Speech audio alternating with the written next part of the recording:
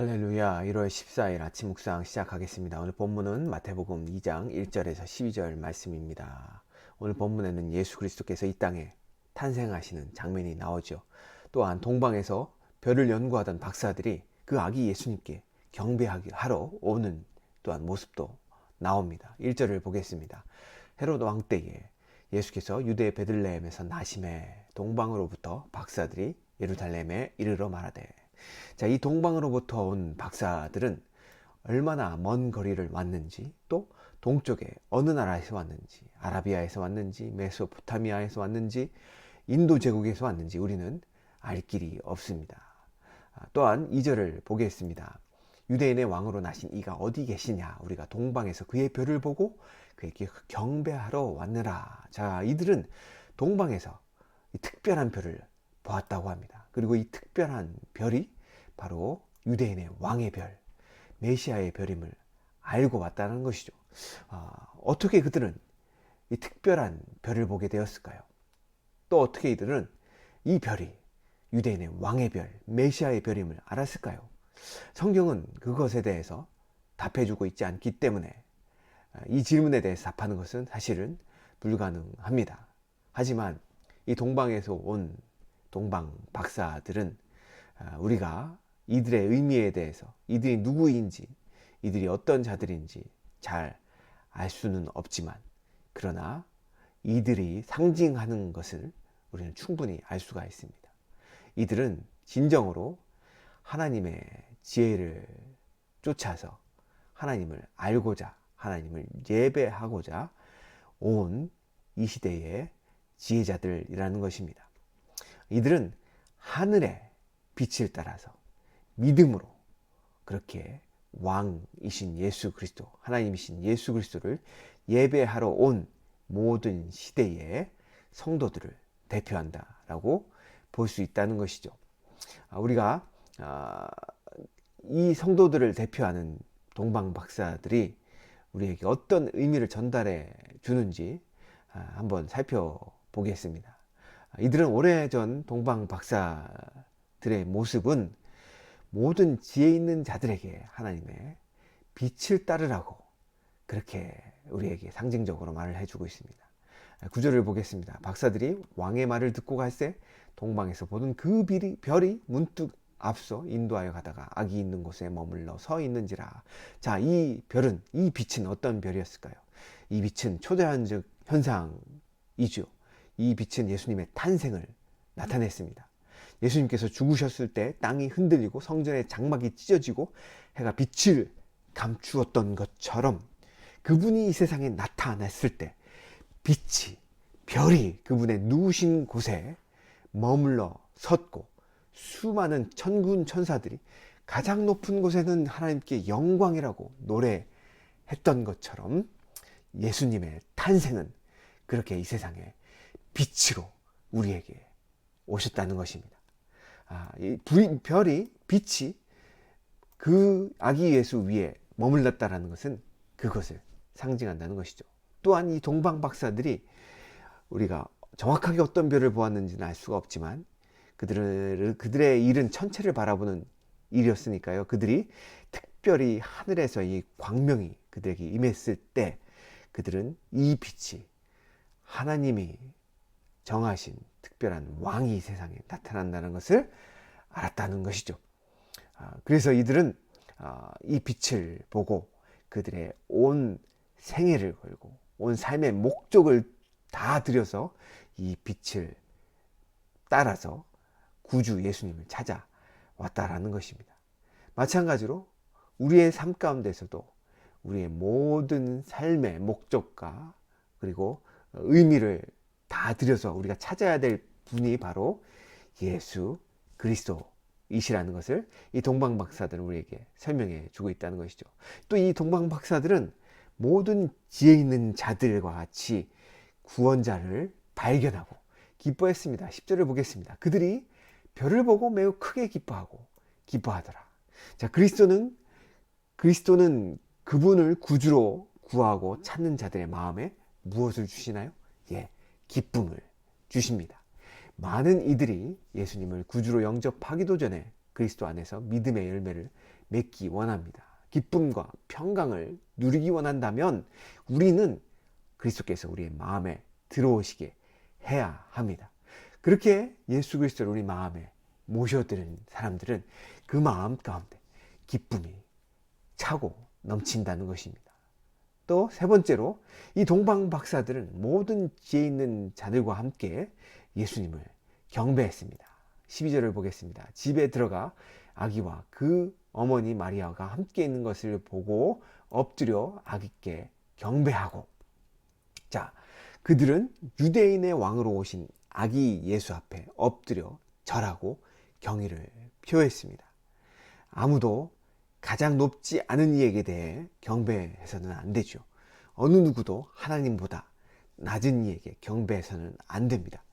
예배란 가장 높고 고귀한 우리의 영혼의 행위입니다. 진정한 예배는 지혜의 절정입니다.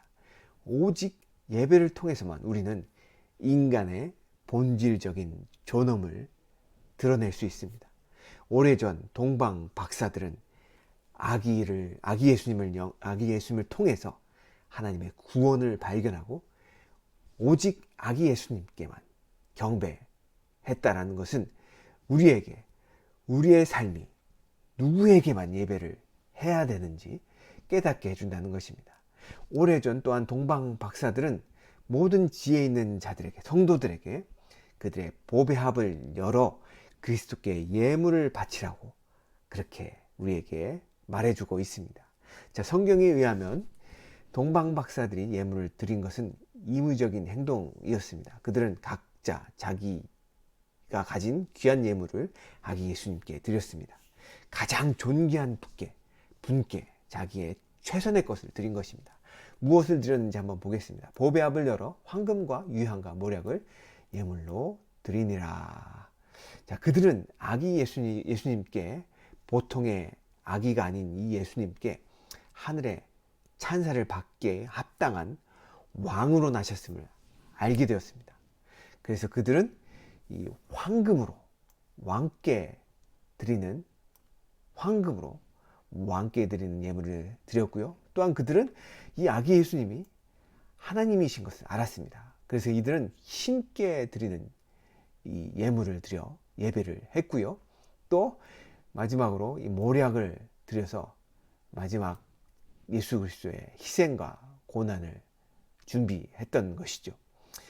그들이 그렇게 왕이신 예수님께, 그리고 하나님이신 예수님께, 그리고 우리를 죄에서 구원하실 구원자이신 예수님께 그들의 보배합을 열어 예물로 드리며 예수 그리스도를 경배했다라는 것입니다. 자, 이러한 예물의 본질은 모든 하나님을 믿는 성도들은 예수 그리스도께 그들의 합당한 예물을 드려야 된다는 것입니다. 자, 그렇지만 그들과 달리 예물을 드리지 않았던 자들이 있습니다. 바로 헤롯 왕과 예루살렘에 거했던 서기관들이었습니다. 헤롯 왕과 온 예루살렘이 이 소식을 듣고 소동한지라 왕이 모인 모든 대제사장과 백성의 서기관들을 모아 그리스도가 어디서 나겠느냐 물으니 이르되 유대 베들레헴이오니 이는 선지자로 이렇게 기록된 바, 또 유대 땅 베들레헴아 너는 유대 고을 중에서 가장 작지 아니하도다. 내게서 한 다스리는 자가 나와서 내 백성 이스라엘의 목자가 되리라 하였음이라. 이에 헤롯이 가만히 박사들을 불러 별이 나타낸 데를 자세히 묻고 베들레헴으로 보내며 이르되 가서 아기에 대하여 자세히 알아보고 찾거든 내게 고하여 나도 가서 그에게 경배하게 하라. 자, 이 땅에 유대인의 왕 메시아가 나타났다라는 소식을 들었던 이 헤롯 왕과 그리고 서기관들은 그들의 그 모든 성경적인 지식을 동원해서 메시아가 유대 땅 베들레헴에서 날 것인 것을 그들이 발견했죠. 그러나 그들이 그곳에서 이스라엘의 목자가 나며 그곳에서 하나님의 메시아 왕이 태어날 것을 알았음에도 불구하고 그들은 그 메시아를 찾고자 하지도 않았고 또 그 메시아께 예배하러 가지도 않았습니다. 오히려 헤롯은 박사들을 가만히 불러 별이 나타난 때를 자세히 묻고는 그들에게 찾거든 자신에게도 말하라고 얘기를 하죠. 그러나 그의 속셈은 그 왕을 죽이려고 했다라는 데 있습니다. 그렇게 왕이, 이 세상의 구원자가 하나님이 이 땅에 태어났지만 그 땅에 있던 자들은 그 누구도 그 왕을 발견하려고 하지도 않고 찾으려 하지도 않고 경배하러 하지도 않았다는 것입니다. 사랑하는 성도 여러분, 우리는 예수 그리스도를 믿고 하나님의 자녀가 된 자들입니다. 우리가 할 일들은 무엇일까요? 우리가 할 일들은 바로 그 예수님께, 왕이신, 그리고 하나님이신, 그리고 우리의 구세주와 주인이 되신 그 예수님께 우리의 보배 합을 열어 그 예수님을 경배하는 것이 우리의 사명이라는 것입니다. 동방 박사들은 우리가 그 사람들에 대해서 잘 알지 못하지만 동방 박사들은 그렇게 주 예수 그리스도를 예배했다라는 것이고, 그 동방 박사들의 모습은 바로 우리가 우리 주 예수 그리스도께 해야 될 일들에 대해서 알려주고 가르쳐주고 상징해 준다라는 것입니다. 사랑하는 성도 여러분, 우리 삶 가운데 동방 박사가 되시겠습니까? 아니면 그렇게 성경은 많이 알고 성경의 지식은 많지만 그러나 예수 그리스도를 찾아오지도 않고 예배하지도 않았던 그런 서기관들이 되겠습니까? 아니면 그 예수 그리스도가 왕 되신 것을 미워하며 예수 그리스도를 죽이려고 하는 이 세상의 왕, 헤롯 왕을 쫓는 자가 되겠습니까? 사랑하는 성도 여러분, 동방 박사들은 구주를 찾아왔습니다. 그들은 예수님을 예배하고 예수님께 최고의 선물을 바쳤죠. 우리도 지혜롭다면 구주를 찾아야만 합니다. 그분만이 홀로 예배를 받으시기 합당하신 분이심을 아셔야 됩니다. 그리고 그분은 홀로 우리의 시간과 달란트와 우리의 보물의 최고의 것을 받으실 분이십니다. 이제 우리도 동방 박사들처럼 그렇게 행하기로 결단하시는 우리 귀한 크리프톤 성도님들이 되시길 주님의 이름으로 간절히 축원합니다. 기도하시겠습니다. 주님, 제 유익과 만족을 위해 주님 앞에 나아가지 않고 왕이신 주님을 순전하게 사랑하며 경배하지 않았던 저의 어리석음을 용서하여 주시옵소서. 하나님, 우리를 구원하신 우리의 왕 되신, 우리의 하나님 되신, 우리의 구세주 되신 그 예수 그리스도께 우리의 시간과 달란트와 우리의 보배를, 우리 최고의 것을 온전히 주님 앞에 드릴 수 있는 우리 성도님들이 될 수 있도록 축복해 주시옵소서. 오직 주님을 아는 지식이 더 깊은 예배로 이어지게 하여 주시옵시고, 우리의 모든 언행이 향기로운 예물로 주님 앞에 드려지게 하옵소서. 우리 구주 예수 그리스도의 이름으로 간절히 기도하였습니다. 아멘.